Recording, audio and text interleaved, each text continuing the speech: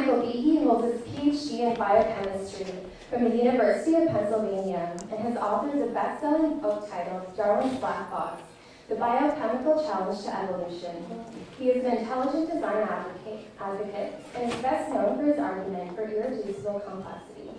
Dr. Behe has been published by numerous peer-reviewed journals and has also written editorial features in Boston Review, American Spectator, and the New York Times. He currently serves as a professor of biochemistry at Behe University in Pennsylvania and is a senior fellow of the Discovery Institute's Center for Science and Culture.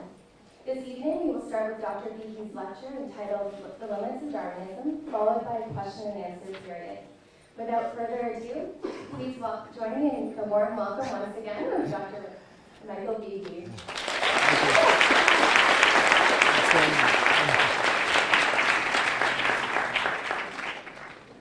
Well, thank you very much. It's wonderful to be here with you. Let me just get the slide up here first. I've been to Canada several times, but I've never had the privilege of being to the university here, and I have to admit I really think your campus is beautiful. So tonight, as it was mentioned, I'm going to talk on what are the limits of Darwinism. But before I start in on that, whenever I talk, I put up a disclaimer because Darwinism and intelligent design and things I'm going to talk about are really controversial topics. So I do not speak for my colleagues. I do not speak for my university. My mother disagrees with me. So it's just me you're hearing here. About 15 or so years ago, I wrote a book called Darwin's Black Box. And in that, the argument was that I thought that some things in biology could not be explained by Darwinian processes. And I went on to argue that they're better explained by intelligent design. I'm not going to talk about that tonight. Rather, I'm going to talk about a broader topic. And that is this. If you're a person like myself who thinks there are limits to what Darwinian processes can do, and that intelligence is necessary to explain much of life, then an interesting question is, where's the broad dividing line between those two? What is, in the title of the book, what's the edge of evolution? Or what are the limits to Darwinism? And before you start to talk about evolution or Darwinism, you have to be careful to define your terms, because both of those words can mean different things at different times to different people. And so even Darwinism, some people talk about Darwin's theory, but it turns out that Darwin's theory has multiple separable logical elements in it, some of which might be right and some of which might be wrong. The famous historian of science, Ernst Mayr, once counted 9 separate theories in Darwin's theory. I'm not a historian, so I am going to concentrate on what I think are the 3 main elements of Darwin's theory, or elucidate them, or list them, and then concentrate on one of them. One of the first parts of Darwin's theory is the idea of common descent. And that's simply the idea that the organisms today, modern organisms, are descended by birth and death from organisms that lived in the misty past. And that's an interesting idea, in my opinion, and it's a very interesting claim about natural history. But in a strong sense, it's really not all that important. It's kind of trivial, at least in the sense that it doesn't explain where those ancestors came from. And it doesn't by itself explain how we got to modern organisms. It just says that modern organisms are descended. The second point of Darwinism is the idea of natural selection. Okay, so here's his attempt at least part of a mechanism for explaining common descent. And natural selection says if you have a population of a species, and some members of a species are bigger than others, some are faster, better adapted to their environment, then the ones that are better adapted are, by and large, more likely to survive and pass on their traits to their offspring. And if more of them survive than organisms that don't have those particular traits, then the traits will spread throughout the species over the next generation. And again, I think that's a very interesting idea. Nobody really thought of that specifically before Darwin, and it's a very interesting concept. But once again, it's kind of trivial, because who's going to doubt the contention that an organism that is better fit to its environment is on average going to do better than an organism that isn't? Okay, so it's interesting, but in a sense, it's not the real meat of Darwin's theory. What I think is the key to Darwin's theory, which carries 95% of its weight, both scientifically and philosophically, is the idea of random mutation, or random variation in Darwin's words. So the critical claim of Darwinism is that random changes in organisms, and mutations as we would call it these days, are sufficient to supply the fodder for natural selection to winnow through and build the complex systems that we have, that science has discovered in life. So I'm going to spend most of my talk concentrating on this idea of random mutation. But before I do this, I want to shock you. And it's nothing personal about myself. It's something else. It has to do with an observation made by an English writer named G.K. Chesterton about 100 years ago. And in one of his books, Chesterton said, "Nursery tales say that apples were golden, only to refresh the forgotten moment when we found that they were green. They make rivers run with wine, only to make us remember for one wild moment that they run with water." And of course, the point of the quotation is that many things in our world we take for granted, but if we step back and look at them afresh, they're really fantastic. And Chesterton says that many nursery tales serve that purpose. Well, in my experience, Darwinism, Darwinian theory has become so much a part of our modern society, kind of so much a part of the air we breathe, that we take it for granted. And we say, well, of course it's true, my teachers told me that in school. And so I want you to see it afresh. And like Chesterton, in order to do that, I'm going to talk about not a modern nursery tale, maybe better say a modern fairy tale. And that modern fairy tale is the following. Star Trek and the Borg. Anybody here ever see Star Trek? All right, a couple people here then. Good. Okay, for that guy who didn't, Star Trek is, of course, the name of a TV show where a bunch of humans and a bunch of things that look like humans but aren't go on a ship and explore the universe. And the Borg is a race of bad guys. They're half humanoid, half machine. And they they exist in some sort of collective where they have a common mind or something. And their purpose seems to be simply to absorb other races and beings into the Borg collective. So they go through space relentlessly, we are told, to absorb whoever they can. And they do it by employing a certain kind of technology, nanotechnology. And here nanotechnology is a word used to describe devices so small that the naked eye cannot see them. The Borg collective is infamous for their use of nanotechnology to advance their goals, specifically assimilating new members and technologies with nanoprobes. And this is from the internet, so you know it's right.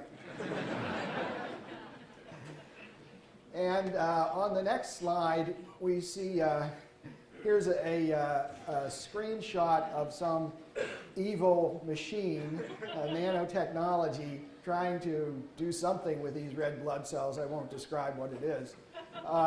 And we know it's evil because it's got all these projections coming out of it and stuff. And here's some bloke in the poor bloke in the process of being absorbed into the Borg.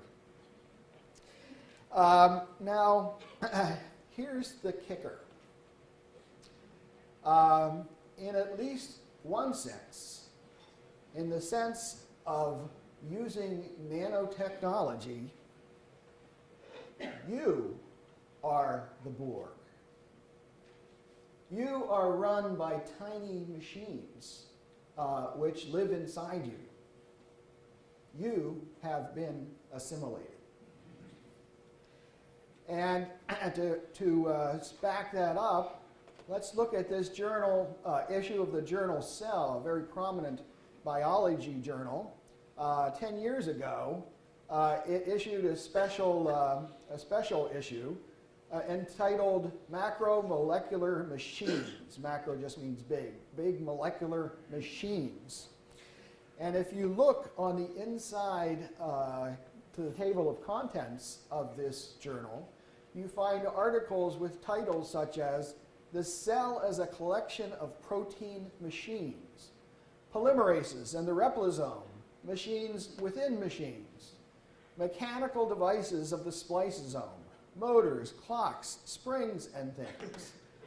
So it is no exaggeration. You and essentially all of life on Earth is run by nanotechnology.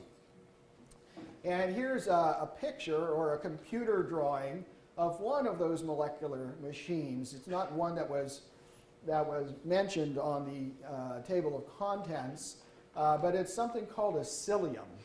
And I just I'm not going to tell you what it really does or how it does it. I just want to point out all the parts, different parts that it has, and all these parts are necessary for it to work. But the real purpose of taking a look at this computer drawing is to show you what journal it was published in. It was published in Nanotechnology. So the great discovery, I would say, of biology in the 20th century, and especially in the late 20th century, is that life is based not on jelly, not on protoplasm, but on very specific, sophisticated, elegant molecular machinery. Okay, so life is based on elegant molecular machinery. So what? What does this have to do with Darwin's theory? Well, one thing it has to do is it would be a big surprise to himself because he and all scientists of his age had really no conception of the cell or of what it contained. Scientists of the age, or a lot of them, thought that the cell was a glob of jelly called protoplasm. And as a matter of fact, this particular drawing was thought to be a cell by a man named Ernst Haeckel and another named Thomas Huxley, who were friends of Darwin. And they were given this by one of the great English exploring ships who dredged it up from the bottom of the sea. And they thought that it looked like a cell. So they thought that cells could spontaneously generate from mud at the sea bottom.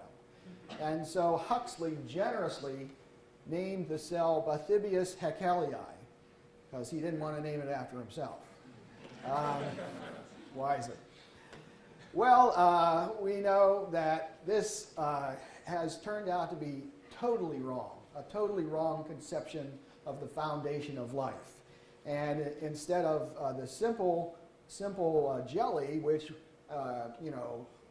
wouldn't seem to be very hard to produce anyway and would fit nicely with Darwin's theory, the cell has proved to be essentially a factory employing nanotechnology that we humans have yet to conquer. Okay, so that's one problem for Darwin, and that is that life has turned out to be based on technology that he did not know anything about. Another one has to do with kind of a technical concept, and it's called an evolutionary fitness landscape. Some of the population biologists a while back invented this concept, and the idea is that here on the z-axis is measured the fitness of an organism. The higher it is, the more fit is the organism. So down here it's kind of wimpy, up here it's super organism. And on the x and y axes they're labeled genotype space, so you can think of them as the sequence of DNA in various places. The idea is that if some organism starts off here, well, maybe a mutation can come along which would put him right here. And now he is fitter than the average of the rest of his population. And so he can go on and have offspring that inherit this fitness. And then maybe somewhere down the line another mutation comes along which raises its fitness to over here. And the same process continues. Then over to here, and here, and here, and here, and here, until it gets to the very top of the fitness landscape. And then it's pretty much there because there's no place further to go.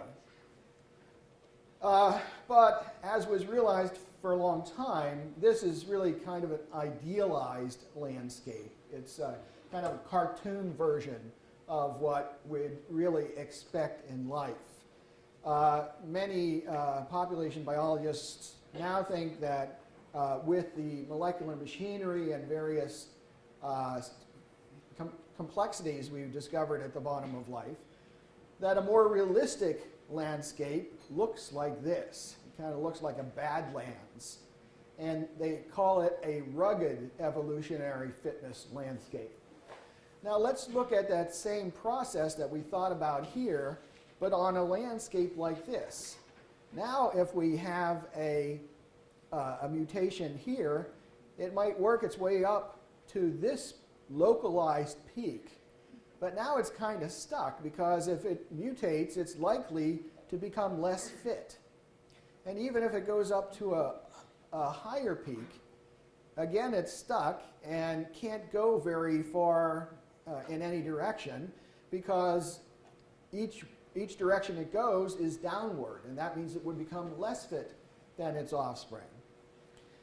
Furthermore, we can see the coherence of biological systems, but there's no coherence in a rugged evolutionary fitness landscape. You can get to the top of a peak, but if you were asking yourself, how can an animal or some organism get from this peak over to here, there is no driving force. Natural selection only drives things up. There's nothing directional about going through the fitness landscape. And so that's a problem that has many biologists scratching their heads, including the realistic landscape is what I call incoherent. That means that an improvement in one trait doesn't do anything to improve anything else. And it doesn't take you from one place in the landscape to another. The only way that Darwin's mechanism of natural selection can take an organism is up. Okay, can't take it to the left or the right or whatever. And as I said, many biologists scratch their heads over this, including some computer scientists who are essentially evolutionary computationists. And a few years back, a man named Richard Watson, who's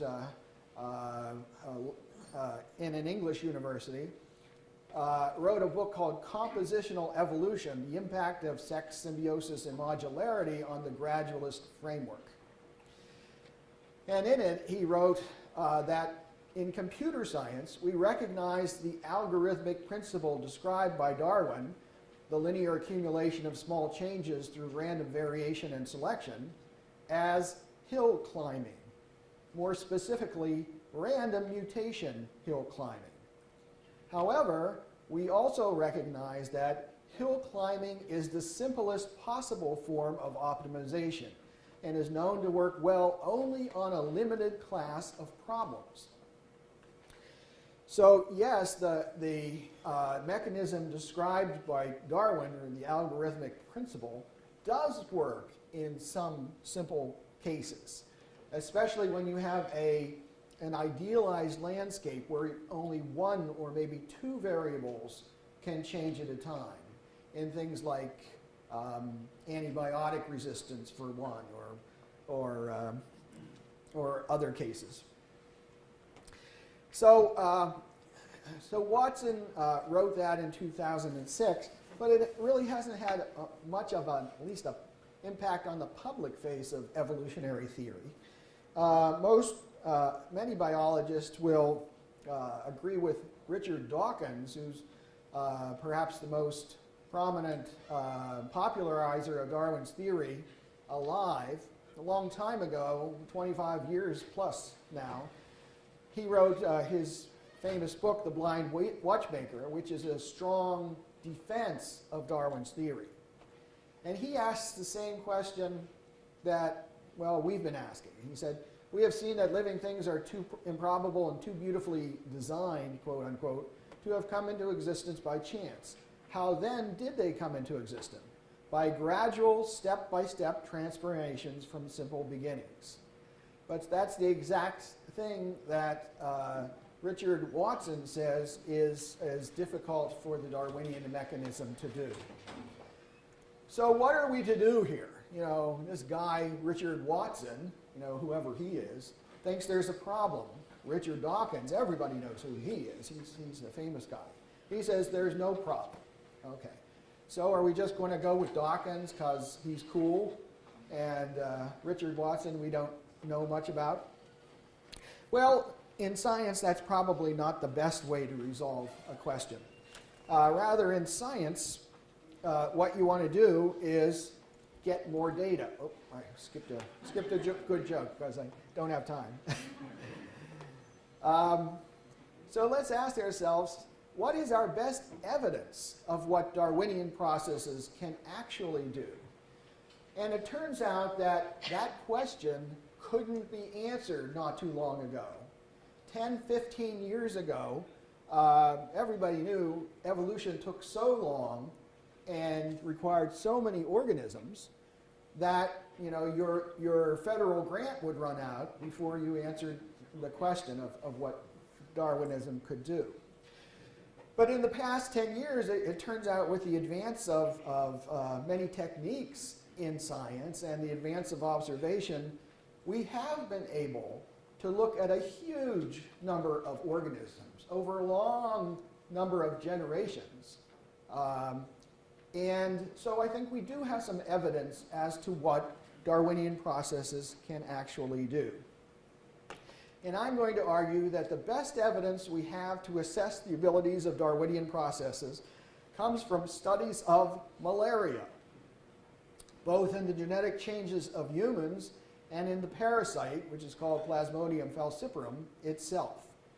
Okay, and the reason for that is, well, number one, malaria, as most of you know, is a horrific disease. It used to be more widespread, but it's still spread pretty far in the world.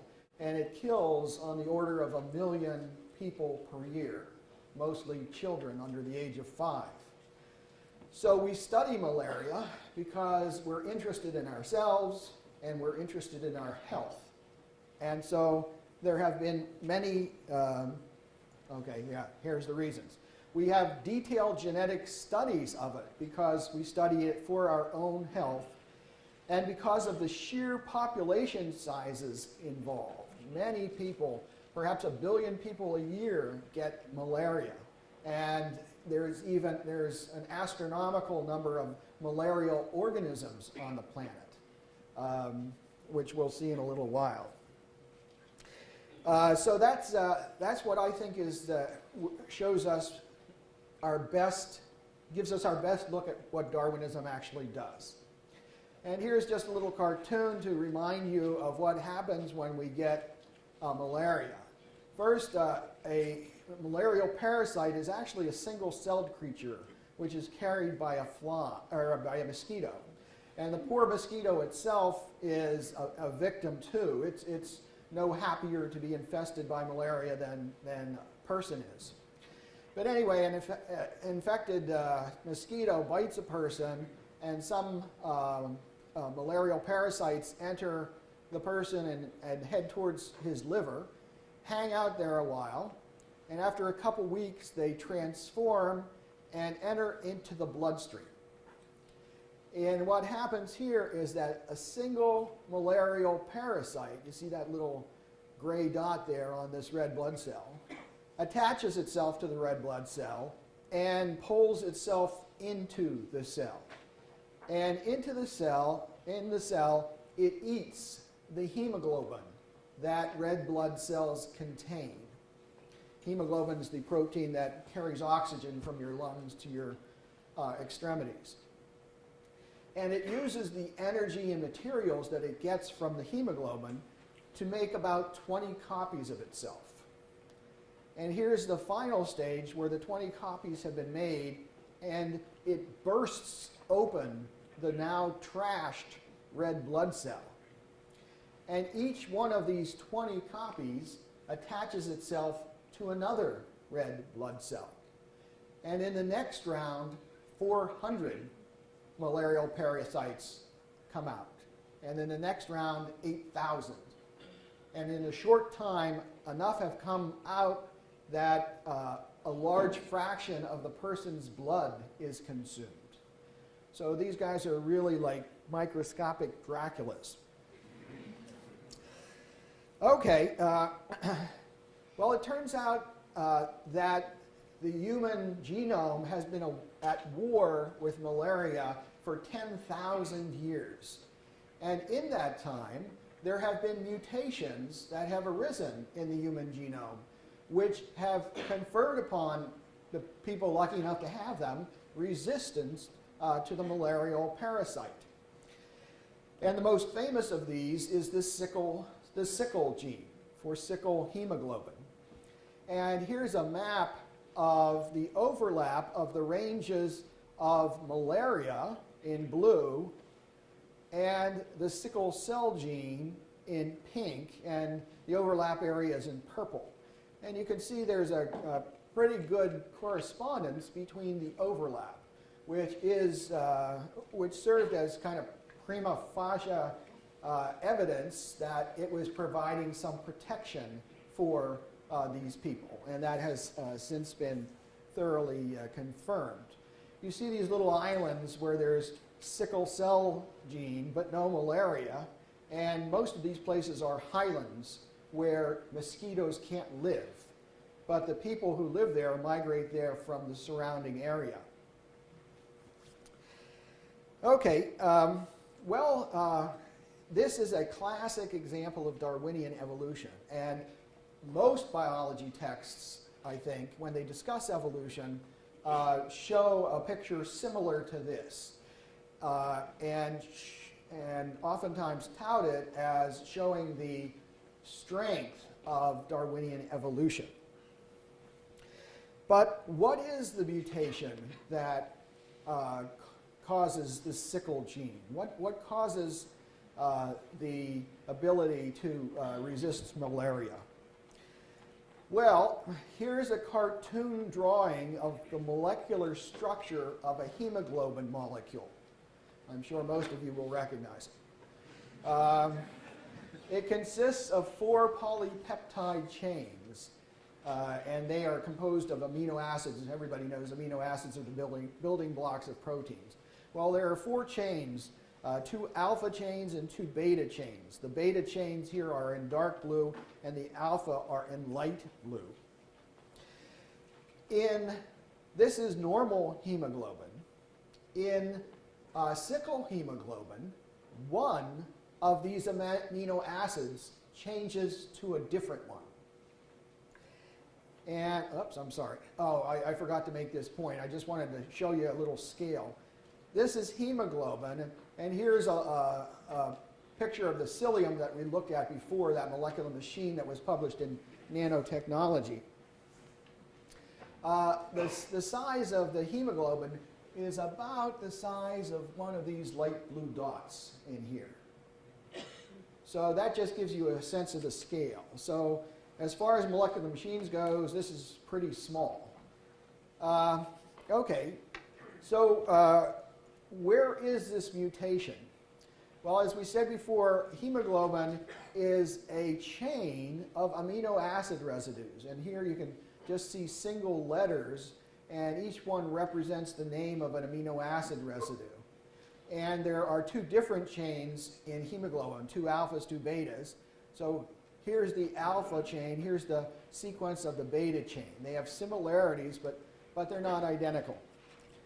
And in the sickle hemoglobin, one of them has changed. In the beta chain, the number 6 position, the glutamic acid that was there is substituted by a valine. So one crummy amino acid change out of 300 is sufficient to change this into sickle hemoglobin. So what does this change do? Well, it turns out that the valine is an oily amino acid, and that change from glutamic acid, which is a water-loving amino acid, allows this region now to associate or stick together with another oily patch on the surface of another hemoglobin molecule. And since hemoglobin has 2-fold symmetry, then the valine of this second molecule can associate with an oily patch on the 3rd hemoglobin molecule, and that with a 4th, and that with a 5th and 6th. And this can go on indefinitely. And it does whenever the sickle hemoglobin changes from oxygenated form to the deoxygenated form. And here's an electron micrograph of a red blood cell containing sickle hemoglobin, which has been deoxygenated. And you see these long fibrous type tubules. This is the polymerized sickle hemoglobin. Notice that it's bursting the red blood cell. Now, it turns out that if a person has 2 sickle hemoglobin genes, they inherit one, say, from their mom and another from their dad, then they have sickle cell disease. And this sort of thing happens very easily. Each time a red blood cell goes from an artery to a vein, from an area of high oxygen concentration to an area of low oxygen concentration. But, you know, and this is a very severe condition, and people that have it in countries that lack advanced medical care usually die by the age of 10 or so. But if a person inherits one copy of the sickle cell gene, but inherits a copy of regular hemoglobin from one of their parents, then they have what's called sickle cell trait. And only half of the hemoglobin in their cells is sickle, and half is normal. And that cell does not sickle nearly as easily as does one from a person with sickle cell disease. Here's an electron micrograph of normal red blood cells, and here's sickled red blood cells. And deoxygenating the cells from people with sickle cell trait does not turn them into the sickled form. They stay in the normal form.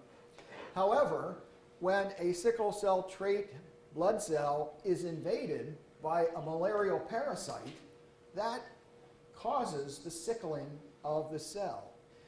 And it's thought that that actually helps because the spleen recognizes the cell as aberrant. And the spleen's job is to destroy aberrant blood cells. And it destroys the sickle cell along with a malarial parasite that's inside of it. Now, normal red blood cells are kind of like water balloons that are, say, 2/3 full. They're kind of squishy and deformable and stuff.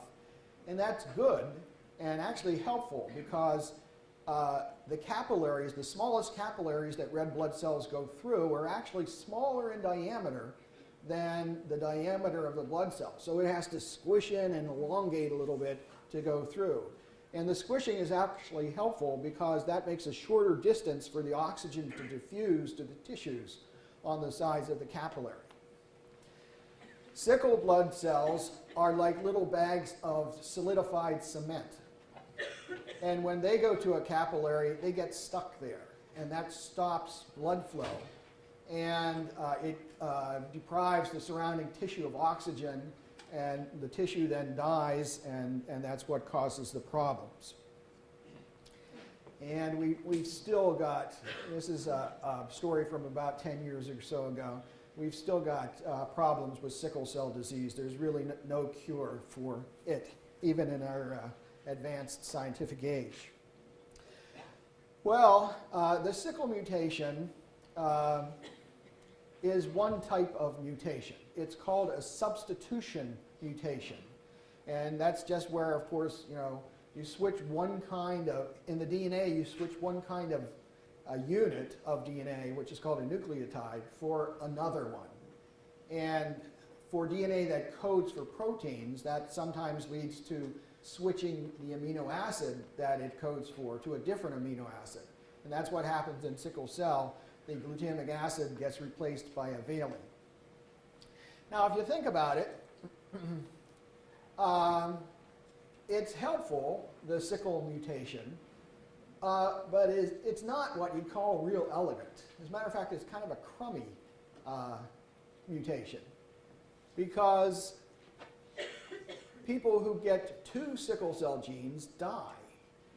And so the helpfulness of the mutation is mitigated by the fatal condition of people who inherit 2 copies of the gene.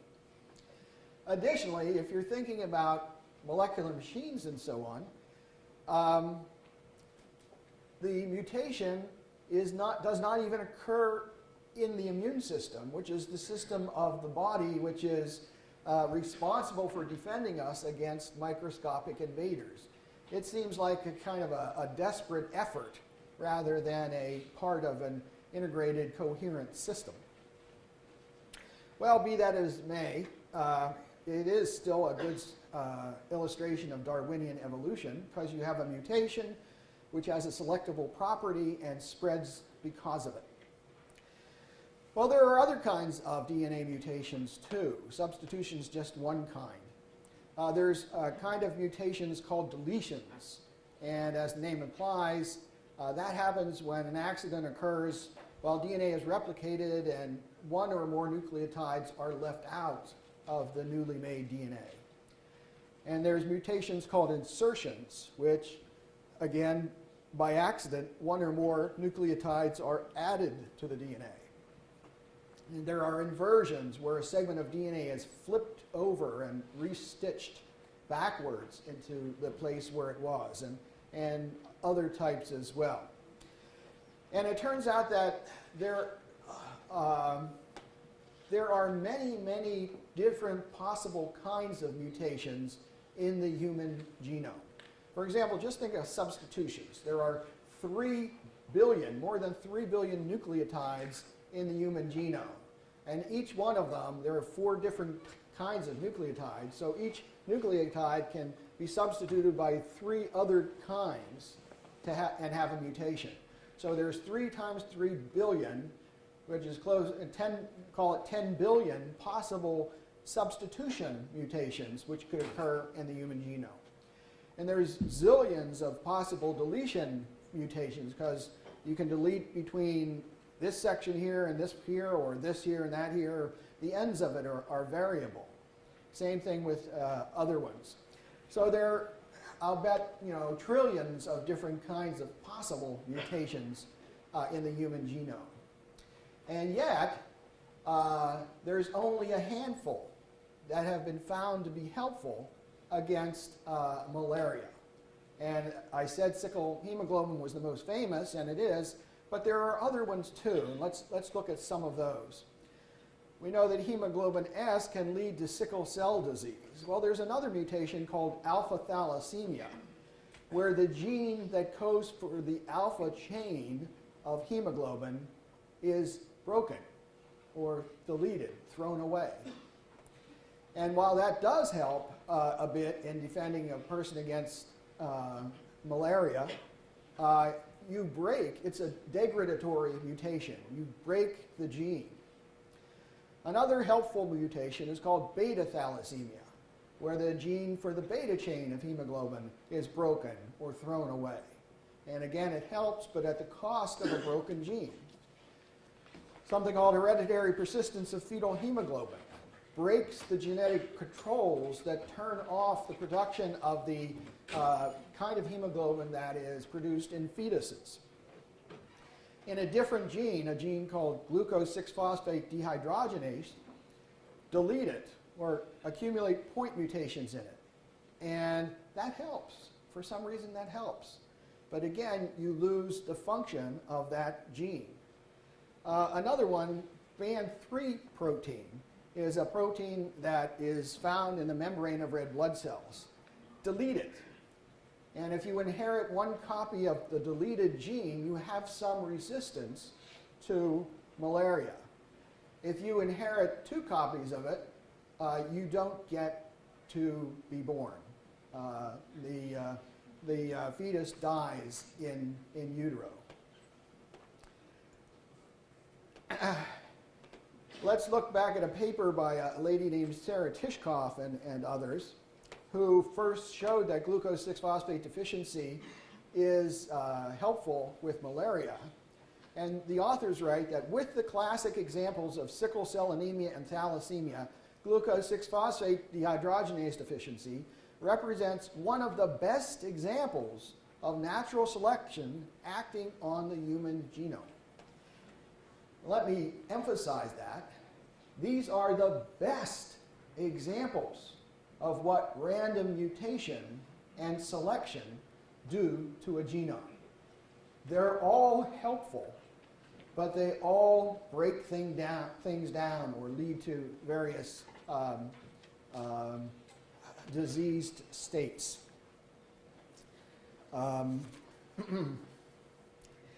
So what I would like to emphasize is the following, that much Darwinian evolution proceeds by breaking old genes, by breaking them rather than making new ones. And we can understand why that's the case. It's easy to understand that because breaking something or disabling a gene will occur at a rate hundreds of times faster than making a specific change in a gene. Suppose that for some beneficial mutation that would help improve a protein, you had to change this amino acid over there into something else. But you could also get a selective benefit by taking this gene here and either deleting it or changing any amino acid to something that would cause it to lose function, or breaking out pieces in the middle, or some combination of that. Because there are so many more ways to do that, so many more ways to break a gene than to make one or make changes in one, then evolution by breaking things will be expected to occur much, much faster than evolution by making improvements. And again, let me emphasize that out of all the many possible mutations in the human genome, very, very few of the possible mutations were helpful. handful out of all those possible changes. And one last point, that the changes are incoherent. That is, breaking the controls for fetal hemoglobin and breaking glucose 6-phosphate dehydrogenase are not adding up to any new system. They're just random different things that happen in the genome to help protect somebody from malaria. So here's a kind of a picture that I want to show you about random mutation. I got this off the internet too. And your genome is full of fine, exquisite functional machinery. And making random changes in functional machinery is much, much more likely to break something than it is to make an improvement. Now, this was people, and we know a whole lot about people because we're the most interesting things we can think about. And so we study ourselves a lot. But it turns out that evolution experiments have been done in other organisms over the past couple decades. And the most spectacular one has been run by a man named Richard Lenski, who's a professor of microbiology at Michigan State University. And for the past 25 years or so, he's been growing these little buggers. These are E. coli, a bacterium, in flasks in his lab. And each day he grows bugs in a flask, and they can go through 10 generations before the flask gets full. And the next morning he comes in and takes a small aliquot and feeds it into another flask where they can undergo another 10 generations. And the next morning, another 10 generations. And his lab is currently up to 50,000 generations of E. coli, which is equivalent to something on the order of a million years in generation times for large animals like people. And he did this because he wanted to see what evolution would do with the cultures of E. coli. And surprisingly, it does something very similar to what is done to the human genome by its attempt to defend itself against the malarial parasite. Here's from one of his kind of summary papers. He says, expression of both the ribose operon and the maltose regulon decreased after 20,000 generations of experimental evolution. These changes may therefore reflect beneficial mutations in these regulons. Indeed, deletions of the ribose operon were found previously in all 12 of the evolved populations. In other words, deleting these genes, throwing them away, breaking them, helped this organism. Exactly what they did is kind of up in the air. I mean, why they were helpful is up in the air.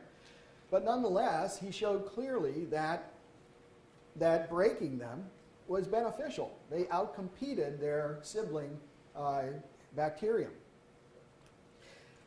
He looked at, here's another 4 genes that they looked at, and they saw that multiple changes at different sites in the genome, in the genes rather, was helpful for the bacterium, made it grow faster.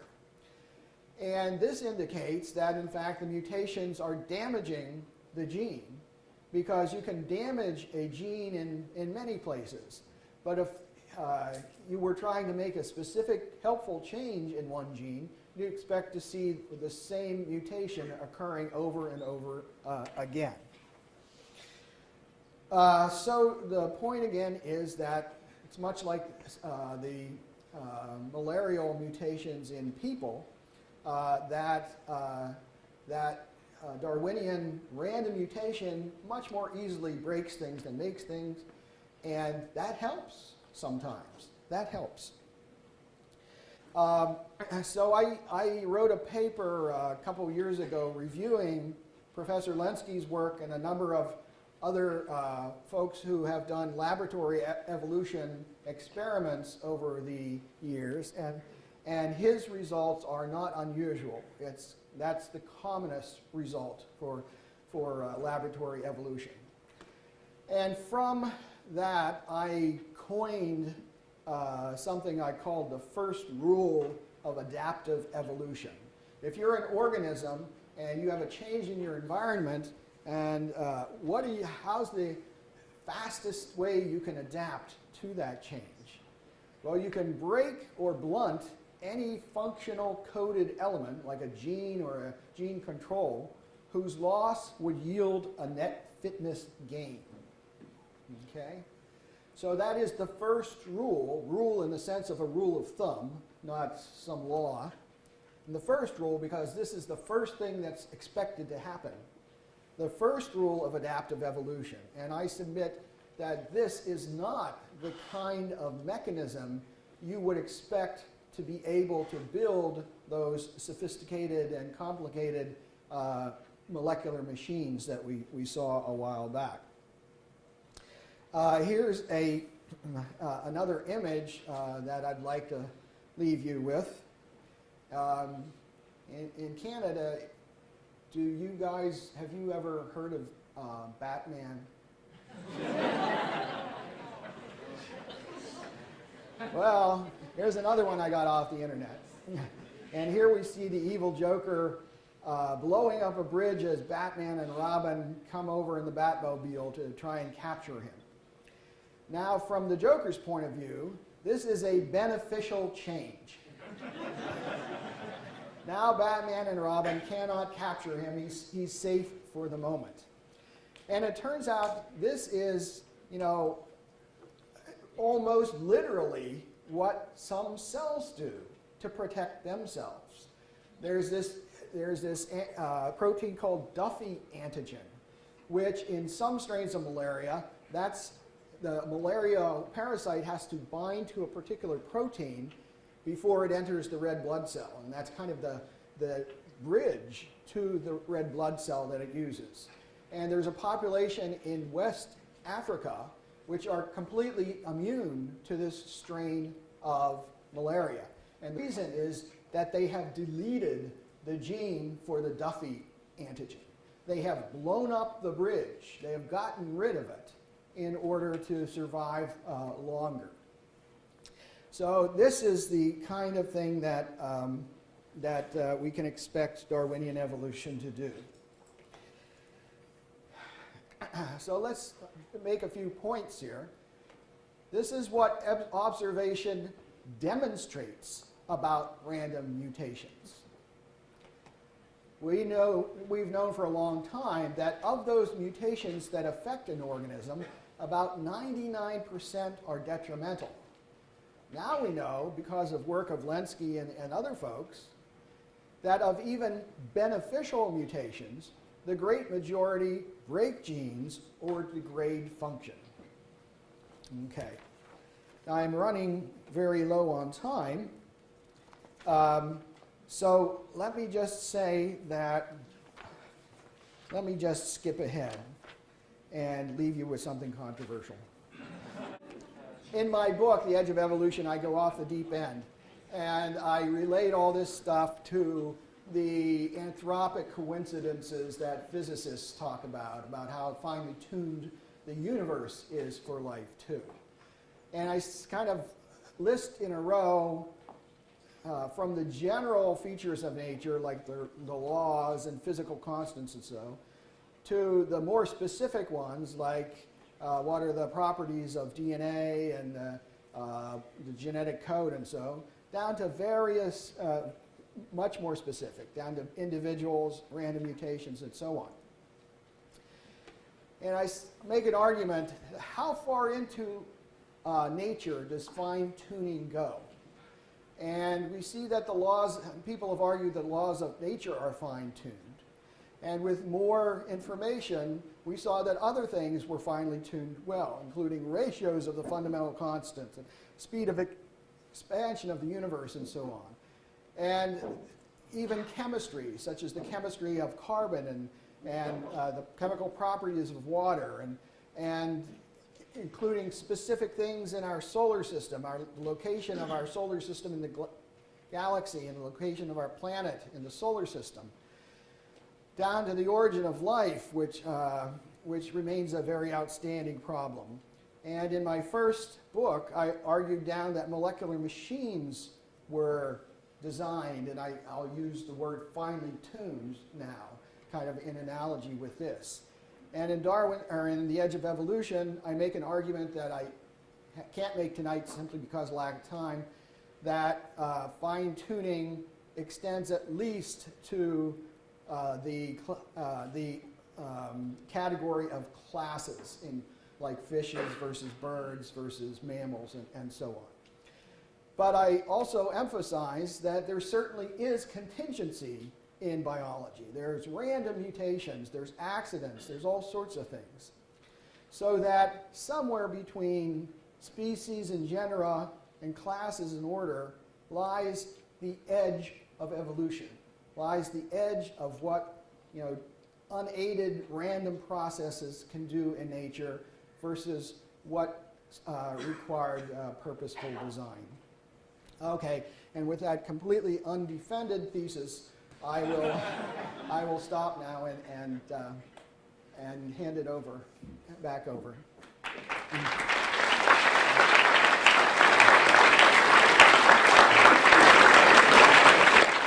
Thank you, Dr. Behe. We will now transition in time of question and answer. So if I can call Peter up. Peter's just going to help us moderate question and answer. Also, we don't have the ability to really have you guys line up because our stairs are jam-packed. So what we'll do is you guys can simply raise up your hands, speak as loud as you can, and say your question. Dr. Behe will repeat your question and then answer it. Okay, just a couple of ground rules as well from Dr. Behe is 1, please make your question short. 2, don't come up here with a speech. 3, any follow-up question will be answered, but it must be short. So. Thank you. Thanks. Those are just the rules of a good Q&A session, not mine. Okay, yes. As natural selection proceeds, does the scope for random mutation increase or decrease, or is there no relationship? Okay, the question was, as natural selection proceeds, does the scope for random mutation increase, decrease, or is there no relationship? Right. And I myself would say it likely decreases because as organisms become more and more specialized, and they would become more specialized by natural selection, they lose a lot of genetic information, and there's less information there to work with. And so I would think that the scope for further evolution is narrowing down. But I'm not going to say that's a strong opinion. That's just what I think off the top of my head. Over there by the wall. I was wondering about deletion and how it degrades the genetics of an organism. How then is that considered intelligent design if then there is this ticking time bomb inside you where you delete coding regions of your genetics that would do very beneficial things, you blow up all your bridges, and all of a sudden you're not very well adapted to do anything? Okay, that's a great question. It's this. It's not intelligent design. I said that intelligent design exists in nature, but that is not to say that there's no such thing as chance and contingency and randomness and so on. For example, you could buy a nice, Porsche or something like that, and be the, chick magnet driving down the main street here, and run into a parking meter or something like that. The fact that your Porsche is no longer so beautiful does not mean it was not designed, and it doesn't mean that accidents can't happen to it. Genetic accidents can happen all the time. We see what was that, the drug in the 50s that caused all those birth defects? I'm sorry? Thalidomide.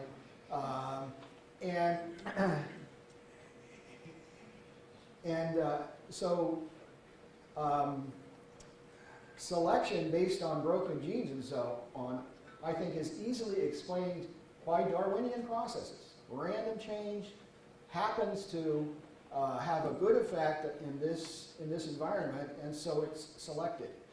Darwinian evolution is just, wonderful at breaking things, and sometimes breaking things helps. So, the fact that some fish that live in caves are blind because some genes are broken, that can be explained by Darwinian evolution. I'm happy to explain it by Darwinian evolution.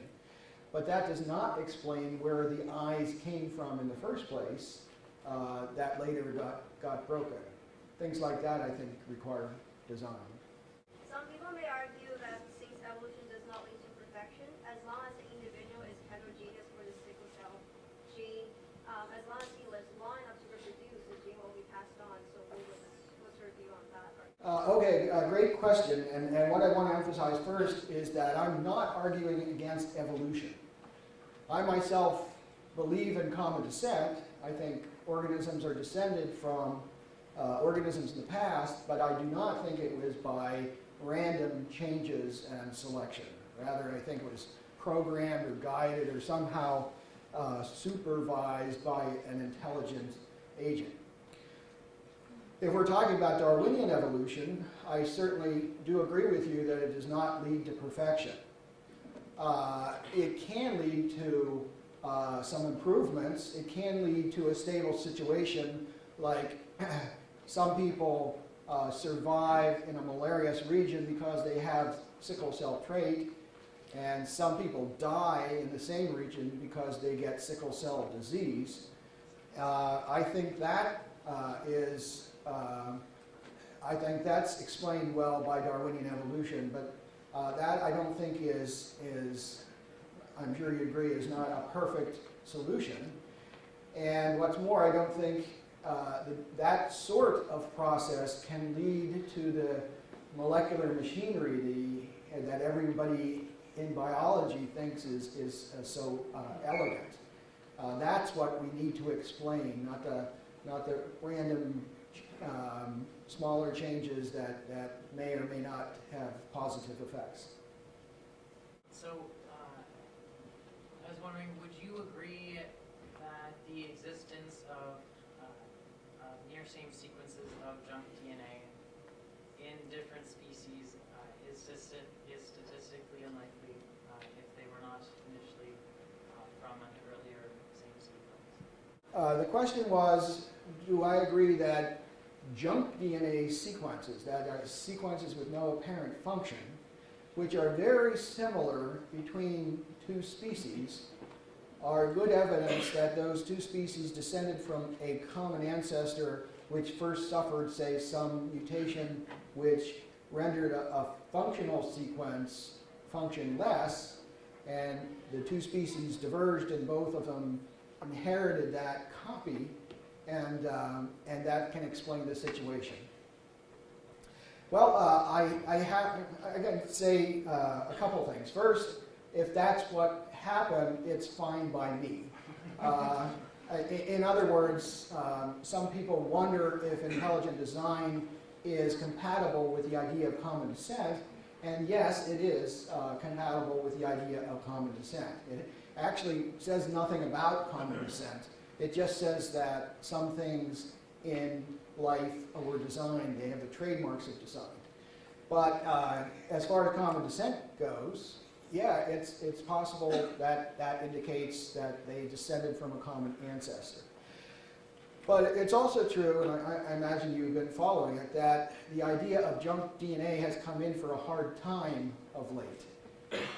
That there's a project called ENCODE,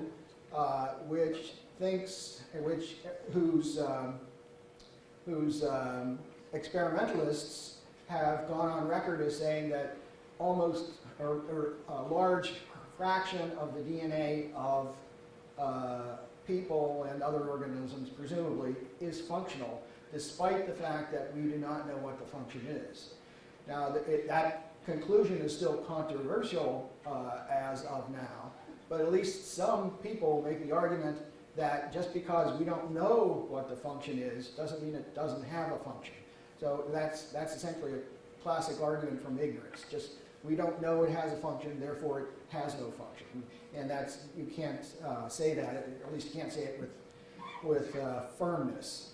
The other thing is that some sequences of DNA not only are not, which people had thought were junk, not only are now ambiguous, they are known to have functions. That is, some pseudogenes, that is, some genes that look like real genes, except they have, a mistake, or what people thought was a mistake in the middle of them that doesn't allow the gene to be expressed and turned into a protein. Some of them seem to actually regulate the activity of the functional gene. And regulating the activity of another gene is itself a function. So I guess the long and the short is it's perfectly okay with me if those two did descend from a common ancestor, and I think the evidence does point strongly to common descent. But the particular example that you're choosing right now is turning out to be more problematic than we had thought not too long ago. Your opinion that mutation, just not random mutation, is still the agent that we've been sort of designed by? Yeah, that's one way of thinking about it. That at least a subcategory of mutations are not random. This does not mean that the vast majority of mutations that do occur aren't random, but if a critical subset were selected or chosen or guided or programmed or some such thing, it at least theoretically could easily affect the course of life. So yes, I'm saying that I think that some changes are directed, some are designed.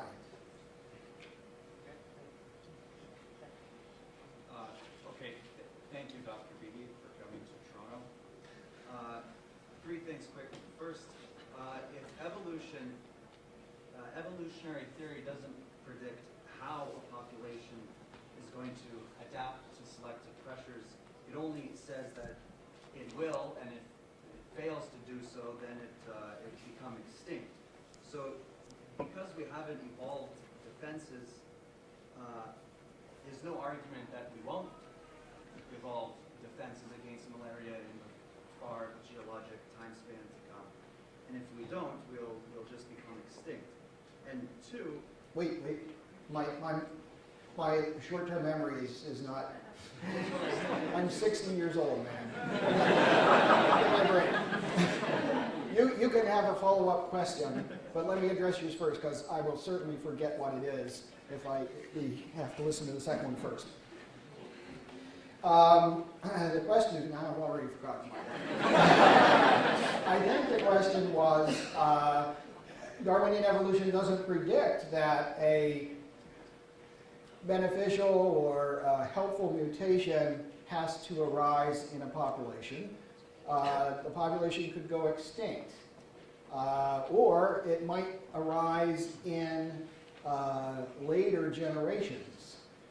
So the question is, why am I arguing that these kind of less than optimal mutations are an argument against Darwin's theory, since it hardly even predicts that? Is that correct?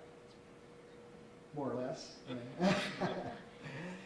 Okay, here's why. Mutation is supposed to be random. And people, some scientists It's their thing to measure mutation rates. And on average, there's a mutation in, say, mammalian DNA about 1 every 100 million times the DNA is copied at a particular site. Say this particular residue right here in DNA is mistakenly copied once every 100 million times. Now we have a large number of organisms. Say we have 10 to the 10th, 10 billion. Okay. It turns out that means that every nucleotide in that organism will have been mutated 100 times within that time frame. So statistically, we would expect to have covered all possible, at least substitution mutations.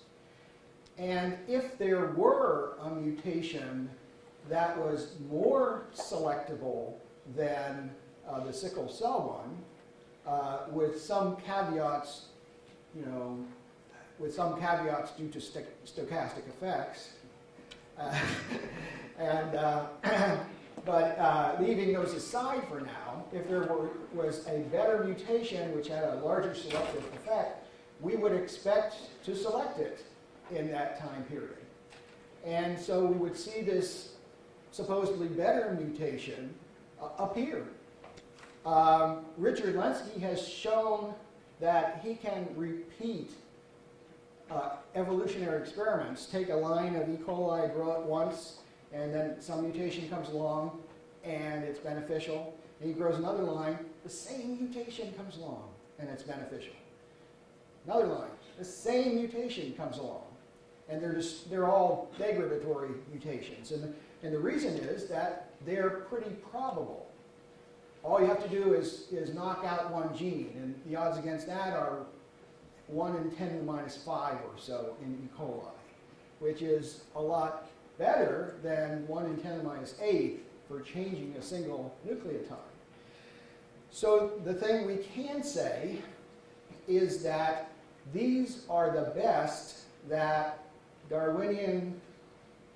Darwinian mechanism can do in the population that has occurred up to that time.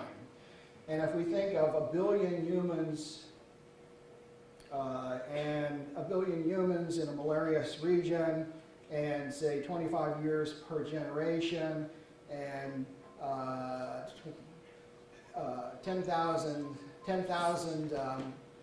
years since the malarial parasite became very, very ferocious, then we'll have 400 times 1 billion humans. That's coming up on 1 trillion humans.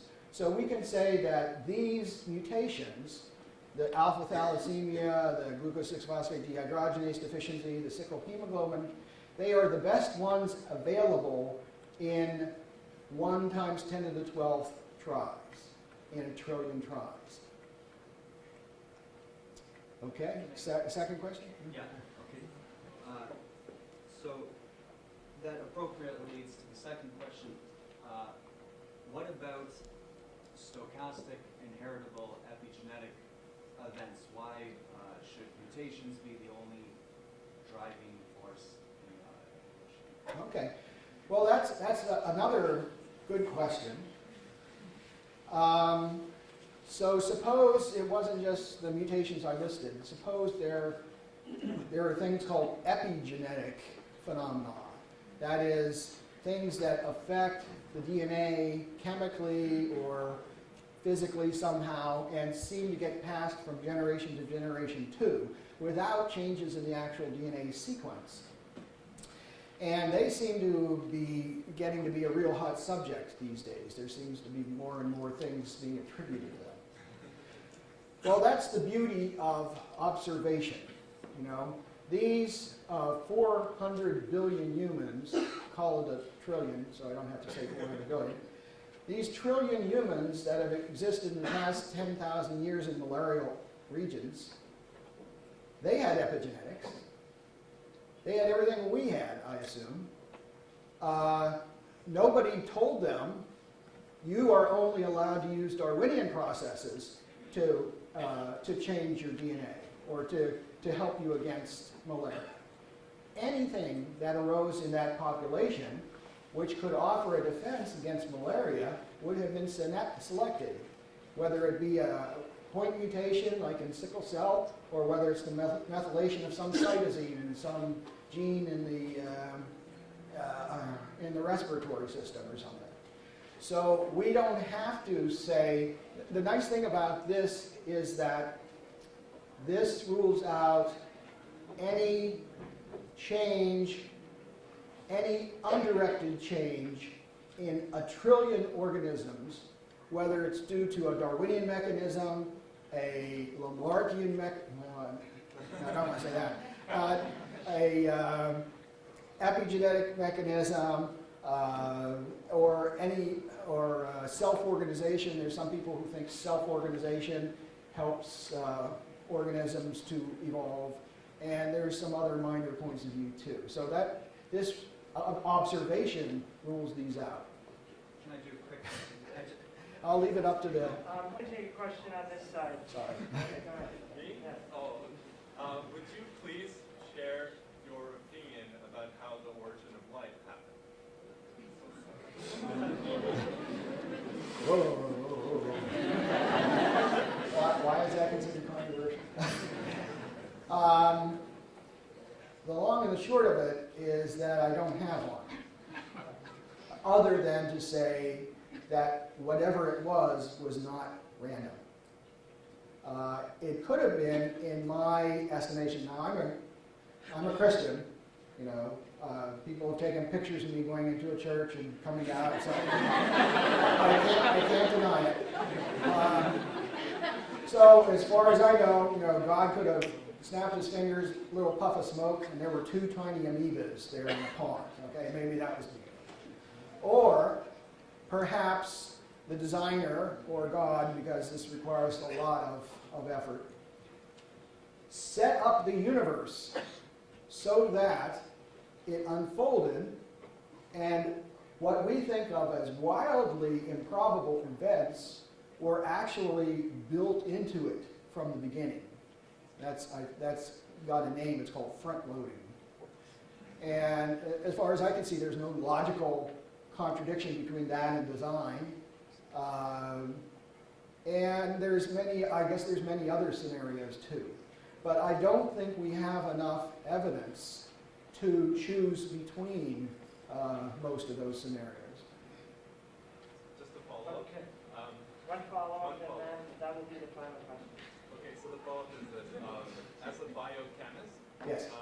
like so basically evolution is, I think, useless unless you have basically like a cell, right?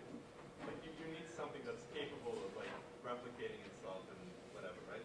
So Well, yeah, it's useless until you have a replicating system. yeah. Okay. And how does that just sort of arise with nothing? You know? From nothing? As a biochemist, it's like that's already like you're just complexly there, like something that's capable of that. Sure, I'm not going to say it isn't. But suppose, hey, when you talk about the origin of life, the origin of the universe, anything you say is going to strike many people as pretty wild, pretty crazy. So let me do that. Suppose Mr. Big Bang happened, you know, and later on the Earth forms, cools, and so on. There's various chemicals floating around in the ocean, you know, just randomly around. And 2 come together, and a cosmic ray comes from over on the left side of the horizon and hits those 2 chemicals and causes them to react where they otherwise would not.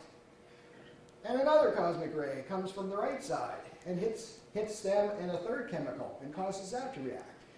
And, you know, some plume of heat comes up and causes something further. And all together, at the end of the day, you've got a cell. I would say you can easily tell that cell was designed. But if you traced all of those cosmic rays back to the Big Bang and so on, you might not be able to see any change in the behavior of nature. Okay? So intelligent design is, the conclusion of intelligent design is independent of how the design was affected. You know, when people first discovered the statues on Easter Island centuries ago, when Europeans first discovered them, they didn't know how they got there. They didn't know how they were made, and it took centuries to figure out. But they knew right away they were designed. Okay? That's the great thing about design. You can tell design just by looking at the system that's in front of you. You see what I call a purposeful arrangement of parts. And we're good at detecting design. But how that design came about, you need more, and sometimes much more, evidence to come to a conclusion. Hi. I've chosen two questions to ask out of many. First, Ask them all. first, to be honest, I don't really understand what this slide shows, but you claim that the edge of random evolution is in orders, families, and genera. But how would your view be affected if I told you that genera, families, orders, and even classes are not natural categories, but rather artificial and arbitrary categorization created by humans? Well, yes, I would agree with you 100%, but I would say that from what I'm going on is what we know, what science so far has been able to tease apart about how some of these things develop, about how fish develop, or about how different cell types in different organisms develop. And I make an argument in my book that I can't go into now, that these cellular developmental programs are real complex and finely tuned and almost certainly designed. You could say that, well, what impresses us as a genera turns out just to be a bunch of species, or turns out to be unrelated species, or you could say that the families descended from an order should be classified as orders themselves. That will depend on our elucidating the molecular details of what differentiates one from the other. But since this was a kind of a bold attempt, or a speculative attempt at trying to find the edge of evolution, I used what at the time, around 2005, 2006, was known about what is necessary for these creatures to develop. And I say at least down to some classes of organisms that we know of, there would be big problems for random mutation and natural selection. And some species, if you look at the details, they aren't separated by anything other than, say, a big inversion of DNA, which could easily happen by chance, in my opinion, and opinion of many people. So that's why I say somewhere between our best knowledge of what's really elegant and which is not likely to be, is very unlikely to be the product of chance, and our best knowledge of what is, relatively easily accessible to chance down there at species, somewhere between those, and it's a big gap, is the edge. It doesn't have to be the same edge for insects versus, the orders of insects in a class of insects, or the families in a class of order of insects versus other organisms or plants. It doesn't have to be the same in plants. But I'm just saying that in what we know, and at least for mammals, that's a decent place to guess where we will find the edge of evolution. I convince you? Yeah. I can tell. I can see it in your eyes.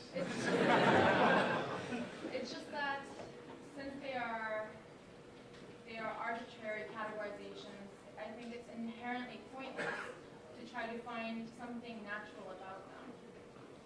Okay. Well, that certainly has an honorable philosophical history. That has been argued about since the Greeks, and many people still argue that. But I myself, I'm not a philosopher. I'm a scientist. And it seems to me that when you get to, say, birds or something, that there's a good reason for grouping birds together in one class. And it's not really arbitrary because they share certain characteristics. But other people feel differently. Thank you, Dr. Behe. If we just can give him a round of applause.